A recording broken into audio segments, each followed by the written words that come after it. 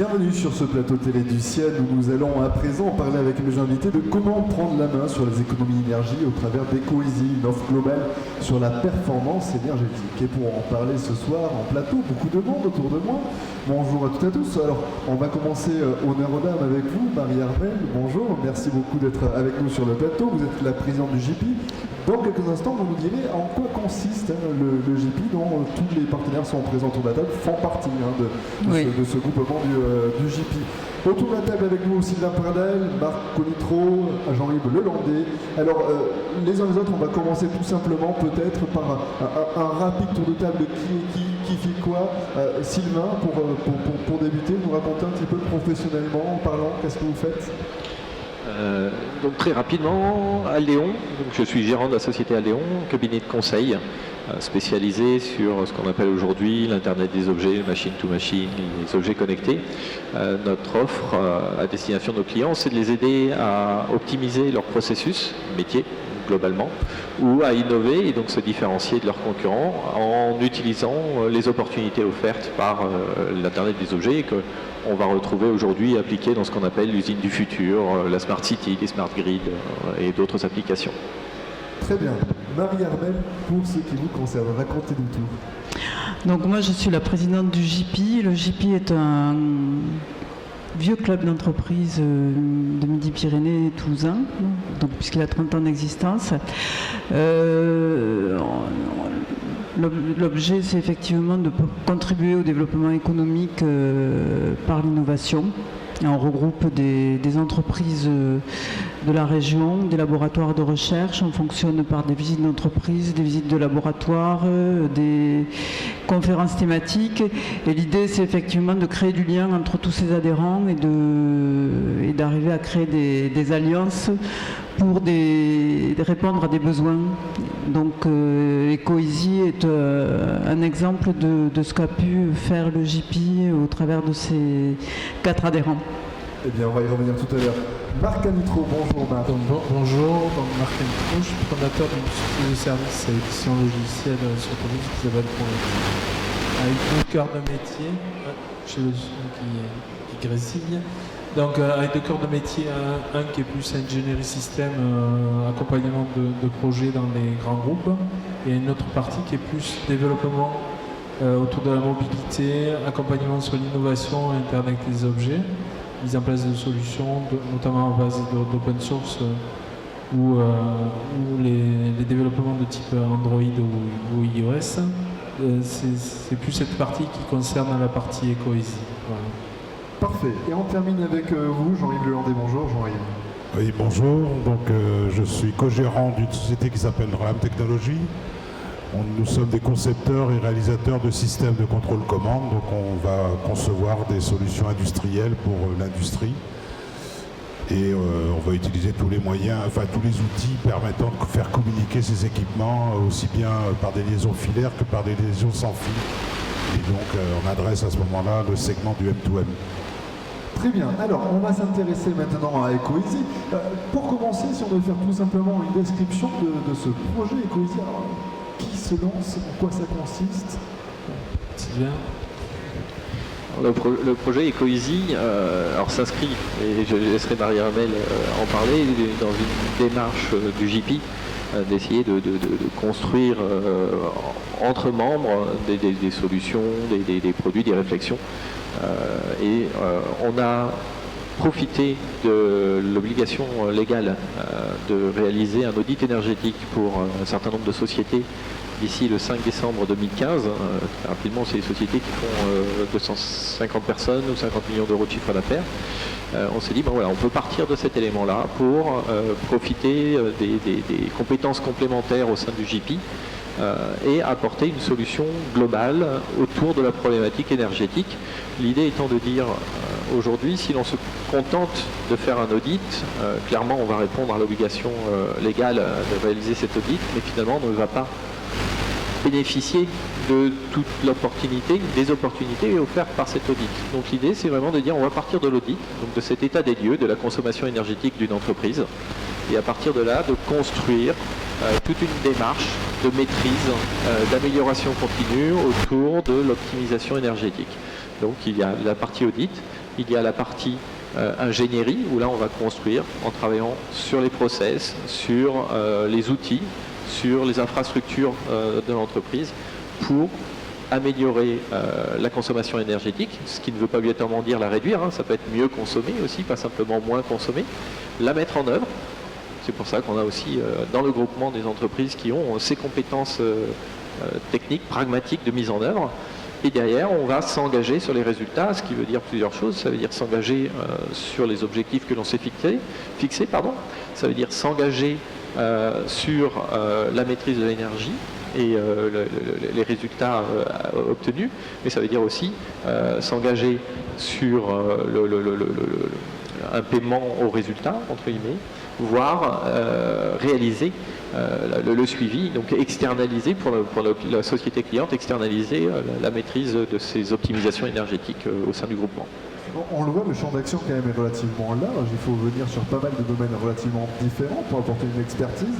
Ça va pas être évident d'arriver à avoir une vision d'ensemble et qui soit réellement pertinente pour pouvoir dire, ben voilà, il y a éventuellement ces points qu'on pourrait améliorer ou faire évoluer. Comment on arrive à avoir cette vision-là ? Justement, c'est le fait d'être des entreprises très complémentaires. Une chose qui est évidente, c'est qu'on ne se limitera pas aux 4 entreprises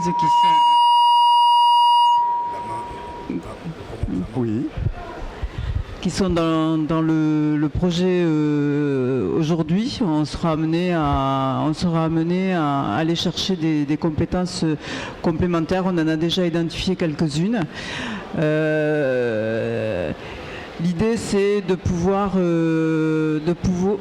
prendre le projet dans sa globalité et ne pas s'arrêter qu'à l'audit et d'aller réellement au-delà et pouvoir répondre précisément aux besoins de l'entreprise dans le domaine de l'efficience énergétique.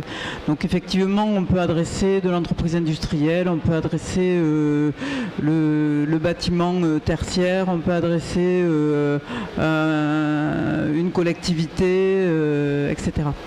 Et les entreprises, les collectivités éventuellement qui viennent à votre rencontre, elles ont déjà un problème qui est isolé ou il faut vraiment venir et observer, essayer de comprendre la problématique qu'elles rencontrent, comment ça se passe ? D'une manière générale, elles ont déjà identifié un problème particulier et un projet particulier dans leur bâtiment ou dans leurs installations. Alors, vous le disiez tout à l'heure, quand on parle d'économie d'énergie, c'est pas forcément juste la facture d'électricité, ça va en réalité beaucoup plus loin. Oui, tout à fait. L'entreprise est un élément complexe.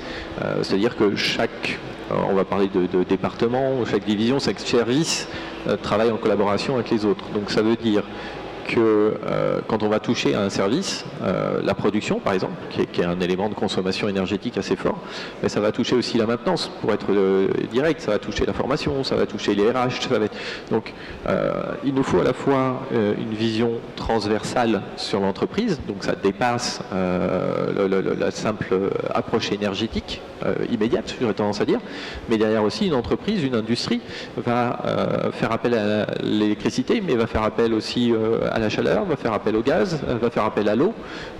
Aujourd'hui, on parle plutôt de multi-énergie plutôt que d'électricité simple.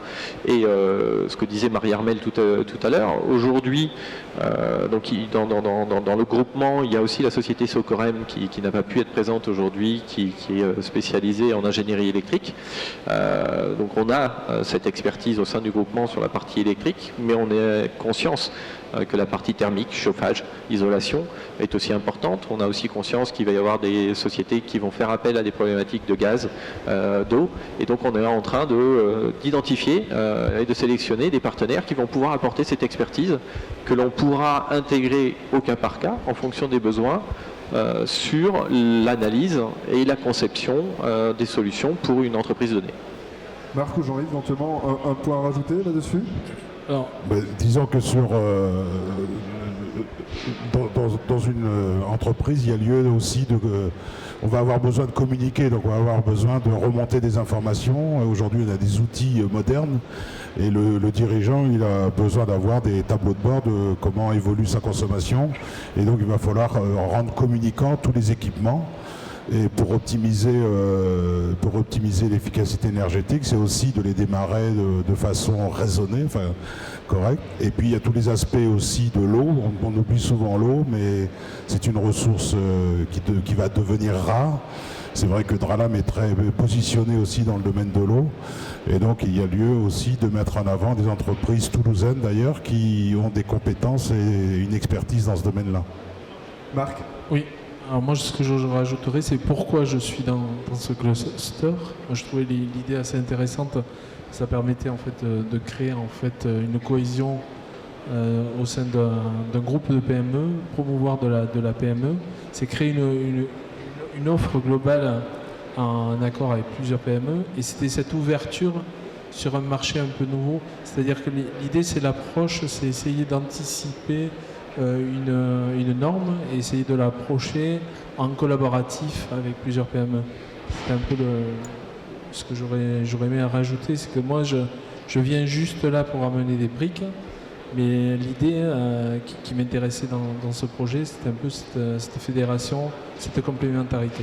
Voilà. Justement, cette complémentarité, est-ce que c'est quelque chose qui crédibilise, vu que chacun est spécialiste de son domaine, quand on va voir un client ou quand les gens viennent à votre rencontre pour essayer de voir un petit peu ce que vous pouvez proposer, est-ce que c'est un plus, on peut le voir comme ça ? Oui, clairement, c'est un plus. On est chacun très pointu dans notre domaine d'activité. Je pense qu'il y a 2 points. Le fait, effectivement, ça crédibilise l'offre, mais en plus, je pense que ça rassure le client de ne pas être amené à, après un audit, aller chercher l'électricien qui va lui faire, etc. etc. Donc, je veux dire, là, on arrive avec quelque chose de vraiment complet, avec des gens qui maîtrisent, enfin des sociétés qui maîtrisent les technos nécessaires. Sylvain ? Oui, ce que je veux ajouter aussi, au-delà de cette crédibilité justement par les expertises, ce que l'on pourrait reprocher à un groupement simple, je vais dire, c'est de dire voilà, finalement vous êtes juste une brochette d'entreprises qui venaient intervenir côte à côte, que j'aurais pu finalement aller chercher.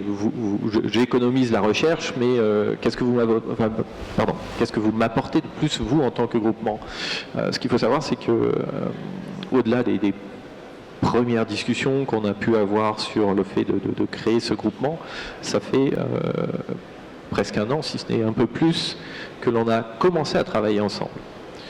Et vraiment travailler, pas discuter du fait qu'on allait travailler ensemble. Mais travailler ensemble, pourquoi le travail ? C'est justement de dépasser cette simple mise côte à côte d'expertise complémentaire pour créer une offre globale. Et ça fait quasiment 1 an qu'on est en train de travailler sur un processus, sur la mise en commun de nos processus, pour arriver à avoir une démarche intégrée qui soit une vraie démarche de groupement, l'équivalent d'une démarche d'une entreprise, mais avec la souplesse de ce que tu appelais une ETI de PME, avec la souplesse de différentes PME et la capacité à faire appel aux bonnes expertises au bon moment. Mais bien sûr, avec cette expérience du travail en commun et d'un travail collaboratif, et pas simplement de faire intervenir en parallèle nos expertises communes. Marie-Armelle, cette symbiose que l'on voit aujourd'hui, est-ce qu'au sein du JP, ça donne des idées pour d'autres actions futures ? Est-ce que déjà vous commencez à vous dire, bah, tiens, éventuellement, on pourrait appliquer la même méthode à d'autres problématiques ? Oui, absolument. Là, on a monté un groupe de travail autour de la Smart City. L'idée étant effectivement de faire émerger des idées et des besoins et donc de pouvoir derrière construire des projets de même nature à plusieurs. Moi, je crois beaucoup effectivement au développement de notre tissu économique au travers de ces alliances entre entreprises ayant des compétences complémentaires par rapport à des besoins identifiés. Ouais. Pour terminer, je vais faire peut-être un petit peu marche arrière dans notre échange, mais tout à l'heure j'ai entendu le mot RH. C'est vrai que quand on parle ressources humaines au niveau des économies, c'est pas d'énergie, en tout cas, c'est pas là où on l'imagine forcément être pertinent. Quel est le lien entre votre action et l'humain dans tout ça ? Je pense que l'humain est au centre de tout. Il y a quand même derrière toutes les technos, il y a des hommes qui les utilisent, des hommes et des femmes, enfin hommes avec un grand H. Et donc l'action de l'humain a effectivement une importance dans son comportement. Dans le cadre des économies d'énergie, c'est important.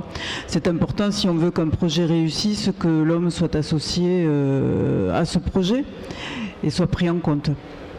Pour terminer, les dernières questions que je souhaitais vous poser, à aujourd'hui, comment ça se passe? Est-ce que c'est vous qui allez majoritairement vers les clients pour démarcher, proposer la solution, ou est-ce que c'est les gens qui viennent directement à vous? Alors pour l'instant, c'est nous qui faisons du démarchage commercial. En fait, du moins, on fait connaître en tout cas cette offre. On est présent sur Sian avec cette offre, avec les activités de nos entreprises, de nos associations, mais aussi avec cette offre commerciale. Et voilà, donc on est plutôt dans une phase de démarchage et de faire connaître cette offre. Voilà. Et si on a quelqu'un à l'autre bout qui est en train de regarder, qui se dit que ça pourrait être intéressant pour sa société, comment on fait pour vous contacter? Est-ce qu'éventuellement on peut donner quelques contacts pratiques aux gens? Écoutez, vous allez sur le stand d'Aldéon, qui est juste à côté du plateau TV. Ça sera pratique. Voilà. Parfait. Merci beaucoup en tout cas à tous les quatre d'être venus sur notre plateau pour nous parler d'Ecoeasy, et puis bonne chance pour la suite et pour tous vos projets. Merci beaucoup. Merci.